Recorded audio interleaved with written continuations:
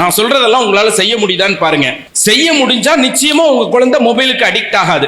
உங்க மொபைல்ல இருக்கிற இம்பார்ட்டன்ட் ஆப்ஸ் தவிர தேவையில்லாத ஆப்ஸ் எல்லாத்தையும் டெலீட் பண்ணிடுங்க.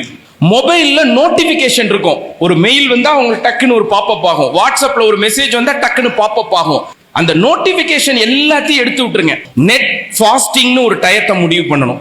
அது என்ன நெட் ஃபாஸ்டிங்? சண்டே ஆனா என் மொபைல்ல நான் நெட்டை ஆன் பண்ண மாட்டேன். இல்ல நைட்டு 8 மணில இருந்து மறுநாள் காலையில 8 மணி முடிய நான் என்ன பண்ண மாட்டேன், என் நெட் செல்லுல நெட்டு யூஸ் பண்ண மாட்டேன். உங்க வீட்ல மொபைல் யூஸ் பண்ண வேண்டிய ஏரியாவை ரெஸ்ட்ரிக்ட் பண்ணுங்க. ஹால்ல மட்டும்தான் யாரா இருந்தாலும் மொபைல் யூஸ் பண்ணணும். மொபைல் ஹால்ல இருக்கும். எங்க வீட்ல நாங்க என்ன பண்ணுவோம்னா டிவிக்கு பக்கத்துல மொபைலை வச்சிருவோம். எல்லாரோட மொபைலும் டிவிக்கு பக்கத்துல இருக்கும். யார் போன் அடிச்சாலும் அங்கிருந்து எடுத்து பேசணும், அங்க வச்சிடணும். அதை எடுத்துட்டு பெட்ரூமுக்கு போக கூடாது, அதை எடுத்துட்டு கிச்சனுக்கு போக கூடாது. மொபைல் இருக்க வேண்டிய இடம் அந்த மொபைல் ஸ்டாண்டு தான். மொபைலுக்கு கம்பல்சரி என்ன பண்ணணும், பாஸ்வேர்டு போட்டு வைக்கணும். நீங்க டிசிப்ளினா இருந்தா கண்டிப்பா குழந்தைங்களும் டிசிப்ளினா இருப்பான்.